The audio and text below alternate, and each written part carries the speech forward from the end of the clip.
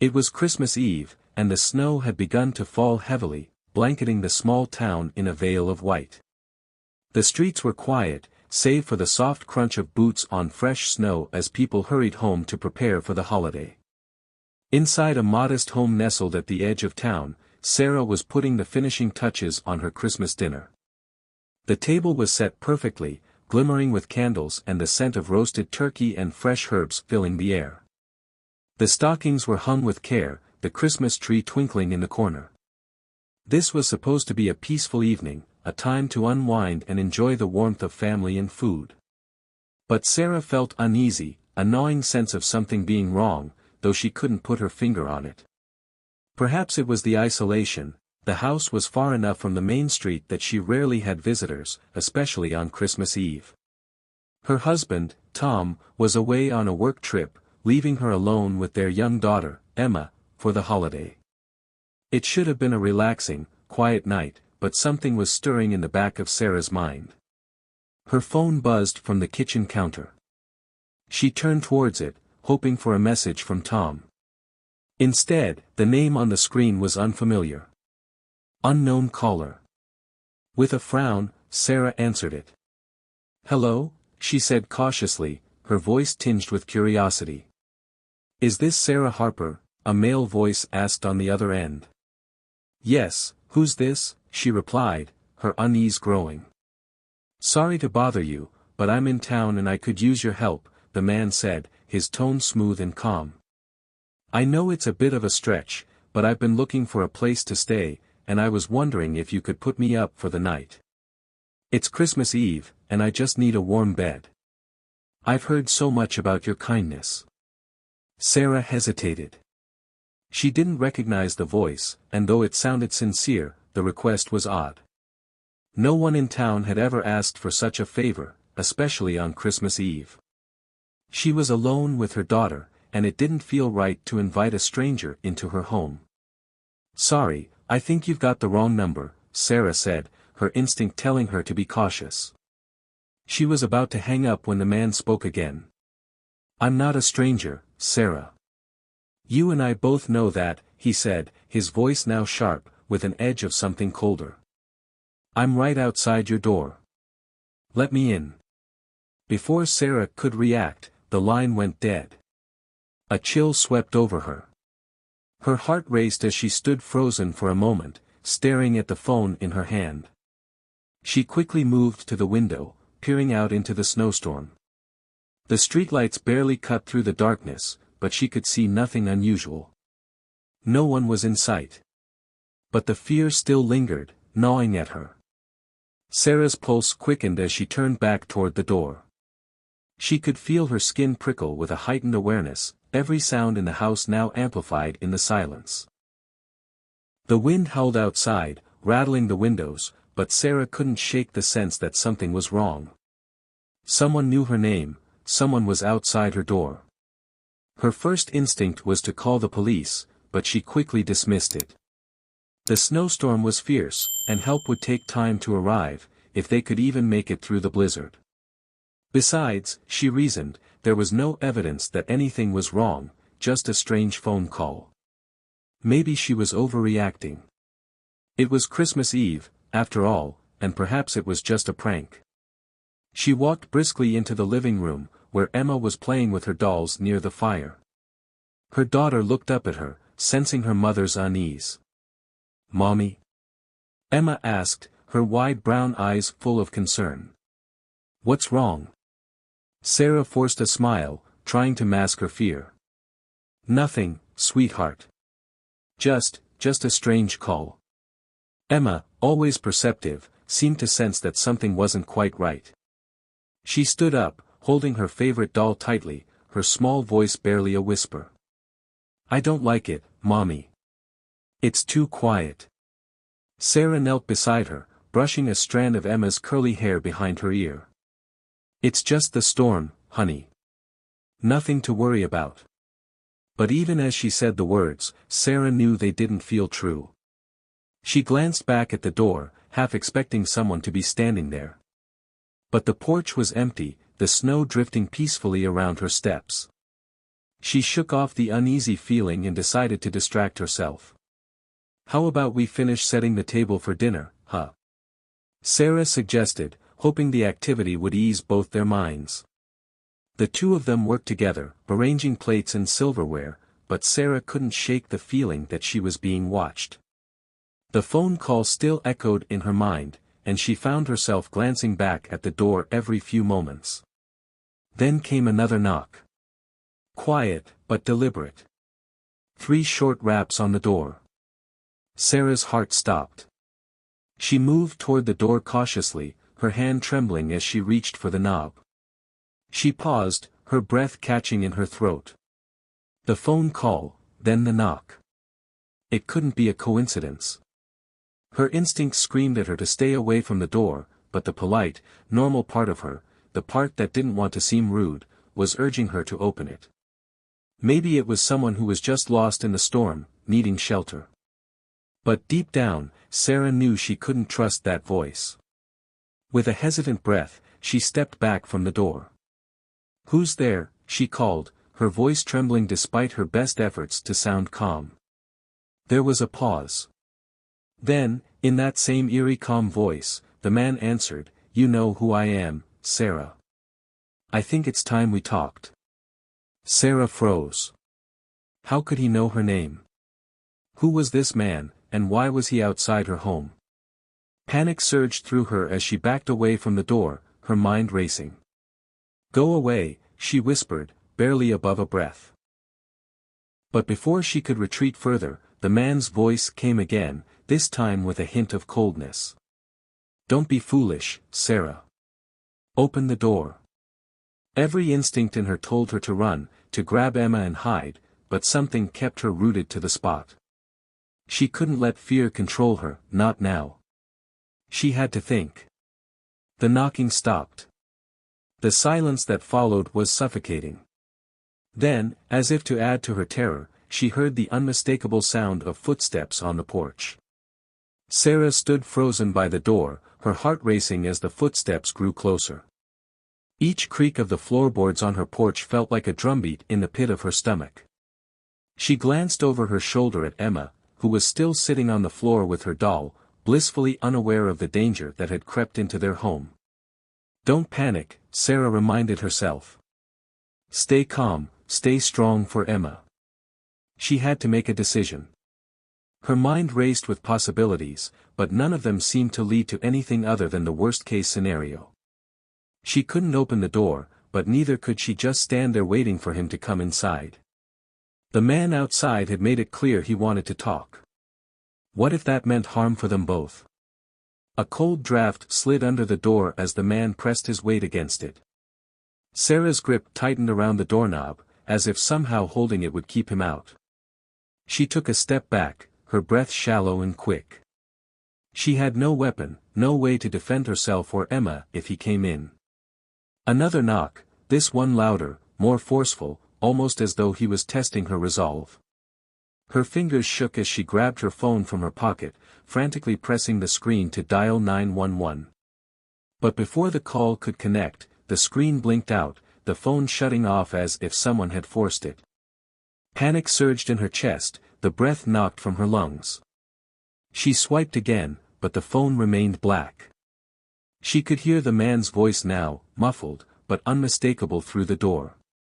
"Sarah, I've been waiting a long time for this." Fear clamped around her chest like a vice.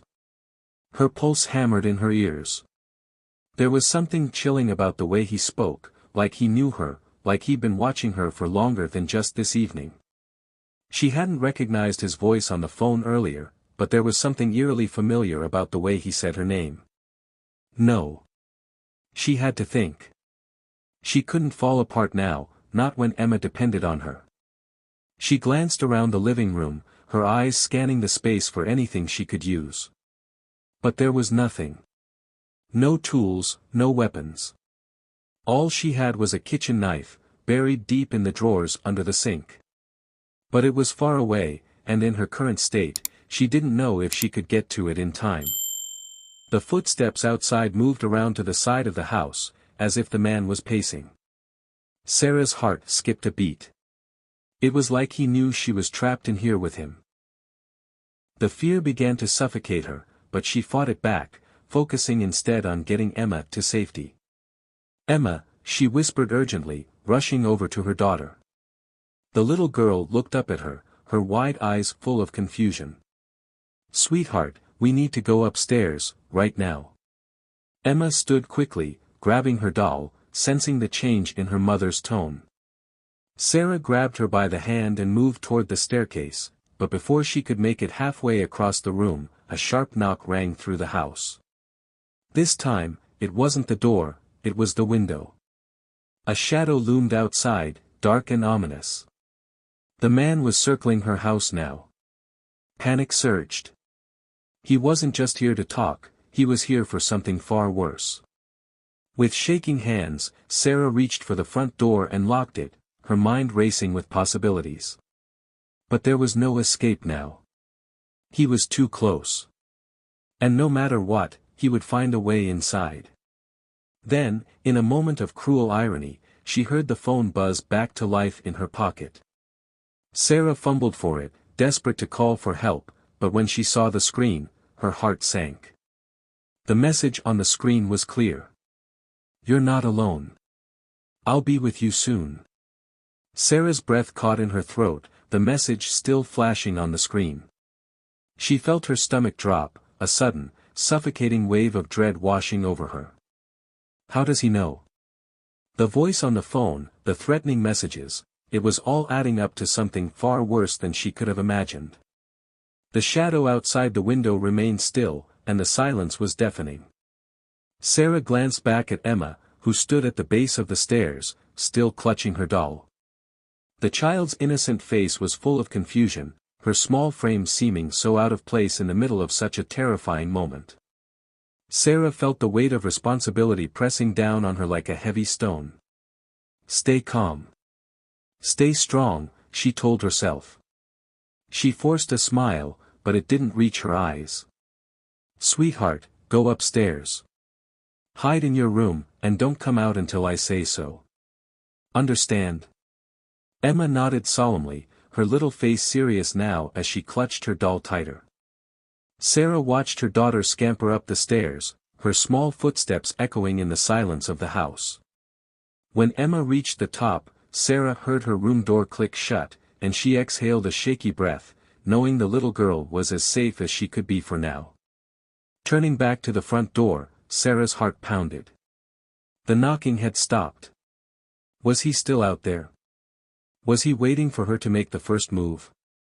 Her pulse raced, and she could hear her own shaky breaths echoing in the quiet house.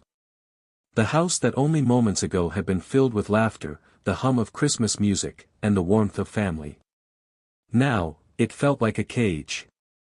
Sarah's eyes darted around the living room, trying to think of anything that could give her an advantage. She had to do something, anything, to protect Emma and herself. The door was locked, but that wouldn't stop him. She had seen enough movies to know how this worked. A locked door wasn't a barrier, it was just an obstacle to be overcome. Her mind raced. Could she get to the back door? The kitchen? Was there time to escape? But she knew, deep down, that running would only make things worse. If she left, Emma would be alone. A sudden, sharp creak from the floorboards snapped her out of her thoughts. The man was still there, and he was getting closer. She could feel his presence, like a dark cloud moving through the house, closing in on her every step. Her eyes locked onto the kitchen knife, still lying where she had left it on the counter. It felt like a lifetime ago, but she had to be realistic. The knife was all she had.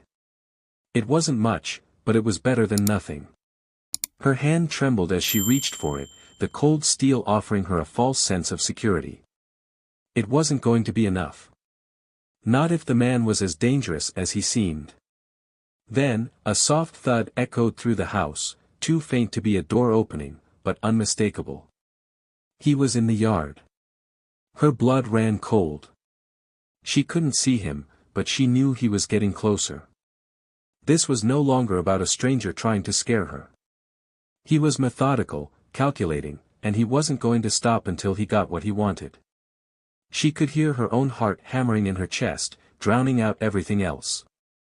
The front door remained locked, but she knew it wouldn't hold forever. She didn't have time to wait for the police, they would be too late. Suddenly, the doorbell rang, its chime sharp and insistent. Sarah's heart skipped a beat. Had he found another way in? Or was this just another mind game? Her hand clenched tighter around the knife, her muscles coiled in preparation for whatever came next. Another knock. Louder this time. She swallowed hard, fighting the urge to panic. She had to do something. Think. Think. Her mind raced. What could she do? What was her next move? Then, with terrifying clarity, Sarah realized the man was no longer playing games. He wasn't waiting for her to open the door. He was testing her. Seeing if she would crack. The knocking grew more urgent, more forceful, as if he was about to break the door down himself. And that's when Sarah heard it, the unmistakable sound of the door handle turning. She froze, the knife slipping from her fingers. It's happening. Sarah's heart skipped a beat. The door handle turned again, this time with a force that made the wood creak. Her instincts screamed at her to run, but she couldn't. Not without Emma. She'd never leave her daughter behind. The sound of the handle turning again echoed through the house. This time, it was followed by a soft click, the door was unlocked. The intruder was inside. A cold, clammy sweat coated Sarah's palms as she tightened her grip on the knife, her breath shallow. She had no idea how much time she had left before he reached the living room, but she knew it wasn't long. Her mind was a blur, every decision feeling like life or death. What could she do? Should she confront him, or wait in silence, hiding, hoping he wouldn't find her? But Emma. Emma was upstairs. Every second counted. She had to protect her. With a deep breath, Sarah made her choice. She couldn't stay silent, not anymore. Her hands shaking, she moved swiftly towards the stairs, peering around the corner into the darkened hallway. The sound of footsteps crept closer, and her heart raced even faster. Then, as if on cue, the door to the living room slammed open with a deafening bang. Sarah whipped around, her back pressed to the wall as she held the knife in front of her, ready to defend herself. A tall, shadowed figure stood in the doorway, his face hidden in the darkness. Sarah couldn't see his eyes, but she could feel his presence, cold and menacing, filling the room. He was there. The killer, the one who had been stalking her family all night. And now, it was just her and him. "Don't come any closer," she said, her voice low but steady, despite the panic gripping her insides. She didn't know how much longer she could keep it together. The man's laugh echoed through the space, chilling Sarah to the core. It was a low, guttural sound, almost a sneer. "You think that knife's going to stop me?" he taunted. "You think you can protect her?" She didn't answer. There was nothing left to say. She had to act. With a sharp, sudden movement, Sarah lunged toward him, the knife aimed directly at his chest. But he was faster than she expected. He grabbed her wrist mid-air, twisting it with terrifying force. The knife slipped from her fingers, clattering to the floor. Sarah gasped in pain, but she didn't give up. She kicked out with her foot, aiming for his knee, and for a moment, she thought she had landed the hit. But he barely flinched. With a forceful shove, he pushed her against the wall, pinning her there with his full weight. She tried to struggle, but he was too strong. "You're brave," he said, his voice cold, his breath warm against her ear. "But it's all in vain. There's nowhere to hide, nowhere to run." Sarah's mind raced. Her only thought was Emma. She had to protect Emma. She had to get the man away from her daughter. She couldn't let him get to Emma. Not like this. With a burst of adrenaline, Sarah twisted her body, throwing her elbow backward into his stomach. The man grunted, momentarily loosening his grip, and Sarah saw her chance. She shoved him off, scrambling to her feet, her heart hammering. She spotted the knife on the floor and dove for it, her fingers just brushing the hilt when the man reached for her again. But she was faster this time. She grabbed the knife and turned, swinging it at him in a desperate, wild motion. For a brief moment, the world stood still. The knife's edge caught him across the shoulder, and he stumbled back with a hiss of pain. Sarah took the opportunity to back away, her chest heaving, her body trembling with the shock of what had just happened. She was still alive. She was still in the fight. But the man was far from defeated. His face twisted in a mixture of rage and disbelief as he looked at the blood on his shoulder. "You'll regret that," he spat, reaching for something at his belt. A gun. He pulled it out with ease, pointing it straight at Sarah's chest. Time seemed to stretch. Every breath felt like it would be her last. She had no choice but to stay still, her fingers tightening around the handle of the knife, the only weapon she had left.